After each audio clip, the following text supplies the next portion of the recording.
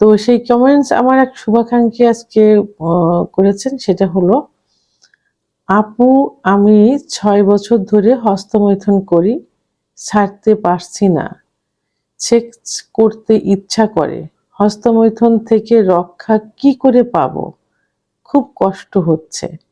দেশের এবং প্রবাসের ভাই বোনদের প্রতি সালাম। আসসালামু আলাইকুম। আমি প্রভাষক ডাক্তার রিক্তা পারভিন, হোমিওপ্যাথি এবং আয়ুর্বেদিক চিকিৎসক।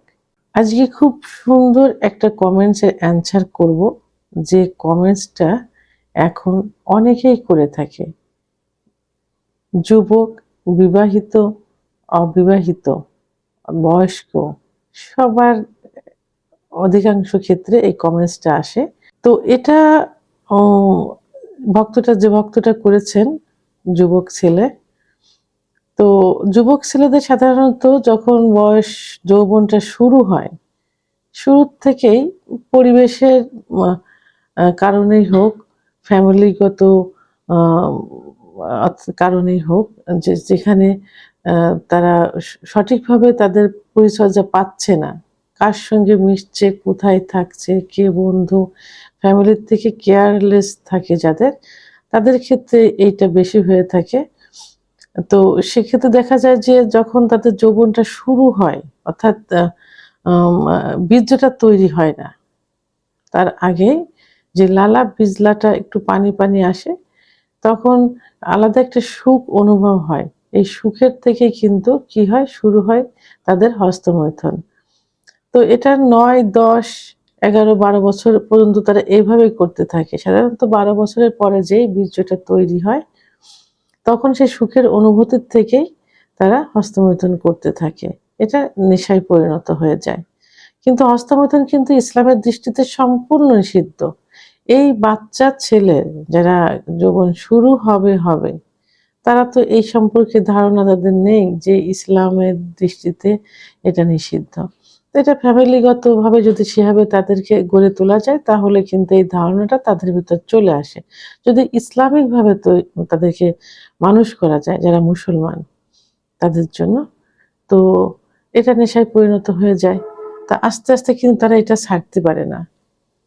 অনেকের দেখা যায় যে বিয়ে হয়ে গেছে, ওয়াইফ কাছে আছে, তারপরেও কিন্তু তারা সুযোগ খোঁজে কখন ওয়াইফ একটু ঘুমোবে, কি বাইরে যাবে, কি বাবার বাড়ি যাবে, তখন হস্তমৈথুন করবে।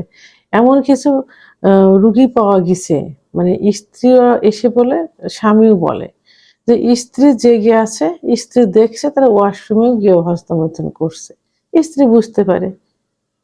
আবার এমন কিছু ঘটনা ঘটে যেখানে স্ত্রীরা নিজেরাই বলে, কি তার হাজবেন্ডও বলে যে সে সহবাস করে না, স্ত্রী নিজে তাকে মৈথুন করে দেয়, স্বামীকে মৈথুন করে বীর্যপাত ঘটিয়ে দেয়। তাহলে কি নেশা এটা? এই নেশা যারা মদ্যপান, ধূমপান করে, এই নেশার থেকেও কিন্তু কঠিন নেশা। আবার অনেকে চাকরির সুবাদে বাইরে থাকে, তারাও বলে যে স্ত্রীর কাছে থাকে না, বাসায় যাইতে পারি না, হস্তমৈথুন ছাড়তে পারছি না।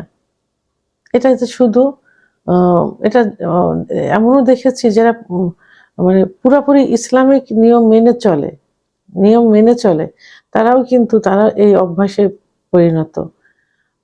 যাই হোক, এরকম অনেকেই আসছে। আবার বয়স হয়ে গেছে, তারাও স্ত্রী আছে, বয়সও হয়ে গেছে, ৫০-এরও বেশি হয়ে গেছে, ৬০ও হয়ে গেছে, এরকম বৃদ্ধও আছে, তারাও এই নেশায় আসক্ত থাকে, ছাড়তে পারে না। কিন্তু এই যে হস্তমৈথুন যদি এভাবে করতে থাকে, তাহলে যৌন অক্ষমতা কিভাবে আসে এদের? কারণ লিঙ্গের ভিতরে কিন্তু কোনো শিরা নেই, আছে শুধু মাংস এবং রক্তনালী। এই রক্তনালীর ভিতর দিয়ে যত বেশি রক্ত চলাচল করবে, লিঙ্গ তত বেশি বড় হবে, মোটা হবে, শক্ত হবে। কিন্তু হস্তমৈথুন যখন নেশায় পরিণত হয়, অতিরিক্ত করা হয়ে যায়, তখন এই শিরাগুলো সংকুচিত হয়ে যায়। এর ভিতর দিয়ে ব্লাড সার্কুলেশন, অর্থাৎ রক্ত চলাচলটা বাধাগ্রস্ত হয়, যে কারণে লিঙ্গ কি হয়, নিস্তেজ হয়ে যায়, আগামোটা গোড়া চিকন হয়ে যায়, শিরাগুলো ভেসে থাকে, একদিকে বাঁকা হয়ে থাকে, ইত্যাদি। তো এই হস্তমৈথুন অনেকে যখন তারা এটা বুঝতে পারে যে এটার জন্য, যেমন আমার এই শুভাকাঙ্ক্ষী বুঝতে পারছে যেটার কারণে সমস্যা হচ্ছে, যে কারণে সে এমনি একটা সাজেশন চেয়েছেন বা চিকিৎসা চেয়েছেন। এরকম সবাই অ যখন বুঝতে পারে তখন সেটা ছাড়তে চায়। কিন্তু নেশায় পরিণত হয়ে গেলে আর ছাড়তে পারে না। তো এই ক্ষেত্রে কি করতে হবে? এই ক্ষেত্রে প্রথমত নিজেকে কন্ট্রোল করতে হবে যে আমি এটা আর করব না, এটাই এই ক্ষতি হচ্ছে। যদি এইটা এটা নিজেকে মনে, মনে করতে হবে, কন্ট্রোল করতে হবে। এরপর কি করতে হবে? ধর্মীয় অনুশাসনগুলো মেনে চলতে হবে।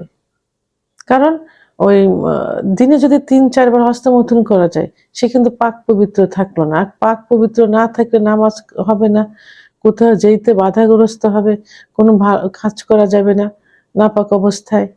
তা যখনই ইসলামিক রীতিনীতিগুলো মেনে চলবেন, ৫ ওয়াক্ত নামাজ পড়বেন, পবিত্রতা বজায় রাখবেন, তখনই কিন্তু হস্তমৈথুন করার থেকে আস্তে, আস্তে দূরে সরে আসতে পারবেন। এবং এটাতেও যদি কন্ট্রোল না হয় তখন কি করতে হবে? হোমিওপ্যাথি ওষুধ আছে, এমন কিছু ওষুধ আছে, এটা কিন্তু অনেক এভেইলেবল না।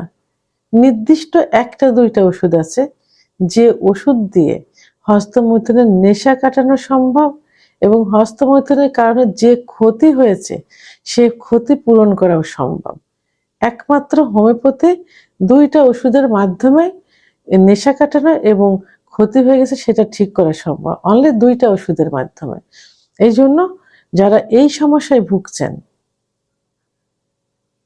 যারা স্ত্রীকে সুখ দিতে পারছেন না, স্ত্রীর থেকে লুকায়ে থাকছেন, আলাদা বিছানায় থাকতে হচ্ছে, স্ত্রীর কাছে লজ্জিত হতে হচ্ছে। একটা সময় পরিবারের লোক জানবে, শ্বশুরবাড়ির পরিবারের লোক জানবে, সমাজ জানবে, তখন কিন্তু বন্ধু সার্কেল জানবে, তখন কিন্তু মুখ দেখানোই দায় হয়ে যাবে। আর স্ত্রী তো নিজের থেকে সরে যাবে, পরকীয়া করবে। একটা সময় কি হবে? আবার বিবাহ বিচ্ছেদ হয়ে যাবে। সবকিছু বিচার বিশ্লেষণ করে নিজেকে কন্ট্রোল করুন, ধর্মীয় অনুশাসনগুলো মেনে চলুন। সর্বশেষ যদি কিছুতেই না হয়, অবশ্যই একজন অভিজ্ঞ সম্পন্ন রেজিস্টারকৃত হোমিওপ্যাথি ডাক্তারের শরণাপন্ন হতে হবে। সর্বোপরি যদি আমার চিকিৎসার প্রয়োজন হয়ে থাকে, ভিডিওর স্ক্রিনে আমার নাম্বার দেওয়া আছে, আমার সঙ্গে যোগাযোগ করতে পারেন। ইনশাআল্লাহ ভালো একটা চিকিৎসা দেওয়ার চেষ্টা করব। ভিডিওটি সম্পর্কে যদি কোনো মতামত থেকে থাকে অবশ্যই কমেন্টসের মাধ্যমে জানাবেন। আর ভিডিওটি ভালো লাগলে লাইক, কমেন্ট, সাবস্ক্রাইব করে আমার সঙ্গে থাকুন। আল্লাহ হাফেজ।